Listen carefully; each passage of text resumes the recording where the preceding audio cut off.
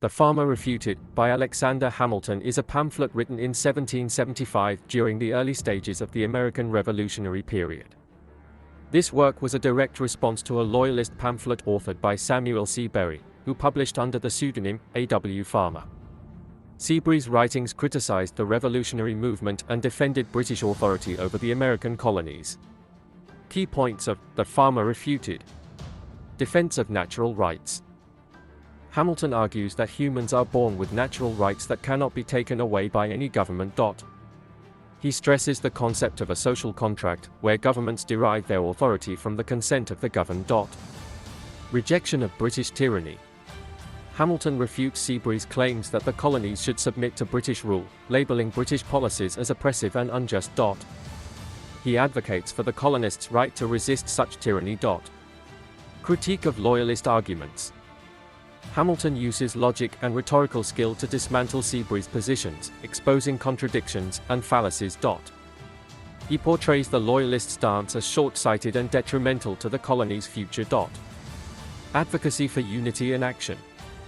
Hamilton calls for unity among the colonies and emphasizes the importance of standing together against British oppression.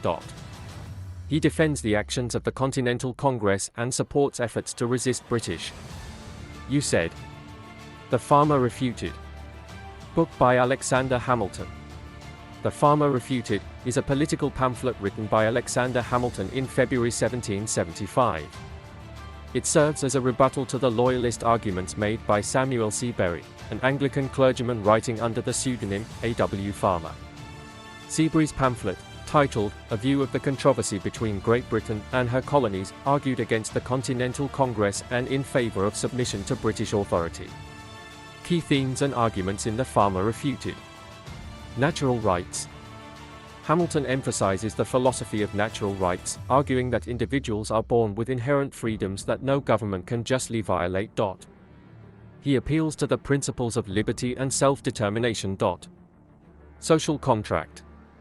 Hamilton invokes the concept of a social contract, asserting that governments are legitimate only if they have the consent of the governed. He challenges the idea that colonists owe unconditional allegiance to the British Crown.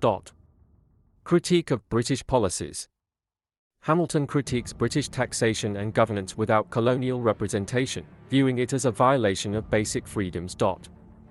He rebukes Seabury's call for passive obedience to British rule.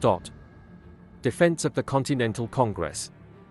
Hamilton defends the actions and decisions of the Continental Congress, portraying them as necessary steps to protect colonial rights.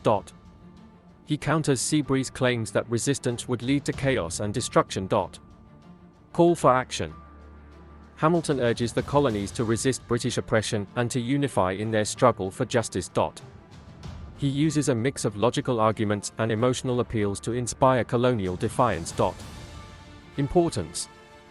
The Farmer Refuted highlights Hamilton's early intellectual and rhetorical prowess. At just 19 years old, he demonstrated a sharp understanding of political philosophy and a commitment to the revolutionary cause. The pamphlet is considered an essential part of the literature of the American Revolution, showcasing the ideological foundations of the fight for independence. Hamilton's arguments. Natural law and God-given rights. Hamilton firmly believed that human beings have inherent rights granted by natural law and God.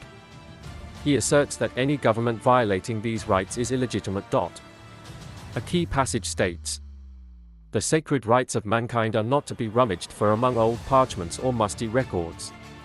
They are written, as with a sunbeam, in the whole volume of human nature, by the hand of divinity itself." Rejection of passive obedience.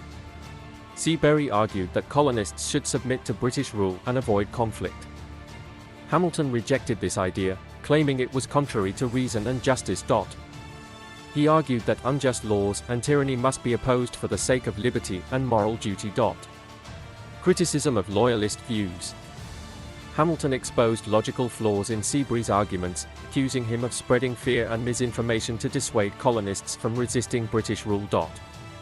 He mocked Seabury's appeals for peace, framing them as veiled support for continued oppression. The role of the Continental Congress.